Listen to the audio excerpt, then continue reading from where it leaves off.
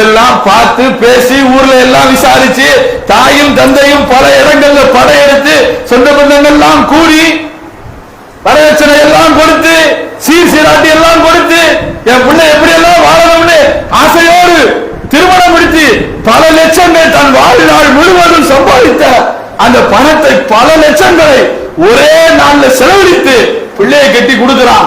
6 மாசம் கூட வச்சு வாழ மாட்டேங்காங்க. நிறைய இடத்துல 6 மாசம் கூட வச்சு வாழ மாட்டேங்கான். நிறைய பள்ளிவாசல்கள் இவ்வளவு நாடு கிடக்கு. ஒவ்வொரு பள்ளிவாசல்ல இவ்வளவு நாடு கட்டு கிடக்கு. என்னது பிள்ளைய வச்சு ஆம்பளையும் சரி பொம்பளையும் சரி. நாம் ஆம்பளை மட்டும் சொல்ல, சில பெண்ணு வாழ மாட்டேங்குது. ஆம்பளையும் சரி பொம்பளையும் சரி. என்ன அவன் தாய் தந்தையுடைய அந்த கஷ்டம் புரியல. எத்தனை லட்சம் செலவழிச்சிருப்பான் உன்னை கட்டி கொடுக்கறதுக்கு. ஒரு சின்ன சின்ன பிரச்சனைகள் எல்லாம் பெரிய பிரச்சனை ஆக்கி அடிச்சுட்டான், நொல்லிட்டான், பிச்சுட்டான், இதெல்லாம் இருக்குதான் செய்யும். வாழ்க்கையில எல்லோருக்கும் பிரச்சனை வரும். அது ஆரம்பத்தில் சொன்ன பிரச்சனை இல்லாம யாரும் இல்ல. உங்க அப்பா அம்மாவுமே 1000 ஜெண்டை போட்டிருப்பாங்க. உங்க அப்பா அம்மாவும் இன்னைக்கு சந்தோஷமா இருக்கிறாங்கன்னா அவங்க சின்ன வயசுல 1000 ஜெண்டை போட்டுதான் இன்னைக்கு சந்தோஷமா இருக்கிறாங்க.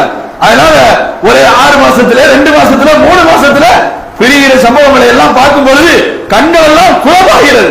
எப்படி இந்த பிள்ளைக்கு வாழ்க்கை எப்படி என்னன்னு தெரியும். 3 மாசத்துல எங்க கண்டுபிடிச்சிருப்பா. அவனை பத்தி இவளுக்கு என்ன தெரியும், இவனை பத்தி அவளுக்கு என்ன தெரியும். 3 மாசம் 6 மாசம் 1 வருஷம் கூட வாழாம பள்ளிவாசல்ல கொண்டு போய் மனுவை கொடுத்துக்கிட்டு பள்ளிவாசல்ல என்ன முடிவு எடுக்கணும்னு தெரியாம இந்த பிள்ளைகளை வாழ வைக்கவா தீர்த்து விடவான அவங்க. ஒருவேளை நம்ம தீர்த்து விட்டோம்னா நாளைக்கு நல்லா இருக்கணும், நம்ம மேல எதுவும் குற்றப்பட வந்துடக்கூடாதுன்னு அவங்க பயந்து தீர்ப்பு சொல்ல முடியாம அப்படியெல்லாம் இன்றைக்கு நிறைய குழப்பங்கள் சமூகத்தில் இருக்கிறதுக்கு என்ன காரணம் அப்படின்னா மார்க்க விஷயங்களை இப்படித்தான் இருக்கும். இந்த உலகம்னா இப்படிதான் இருக்கும், வாழ்க்கைன்னா இப்படிதான் இருக்கும். சில சண்டை ஒண்ணுமே முடியாது. அவன்கிட்ட பெரிய குற்றம் இருக்குன்னா கண்டிப்பா நம்ம விலகிடலாம், அதுல மார்க்கத்துக்கு அனுமதி இருக்கு.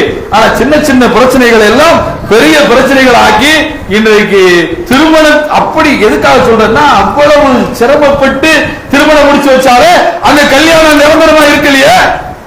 எவனே தெரியாம ரோட்ல நிக்கிறவன் எல்லாம் நம்பிக்கொண்டு இன்றைக்கு பெண் பிள்ளைகளும் ஆண்களும் செல்கிறார்களே கல்யாணம் முடிச்சு வைக்கிற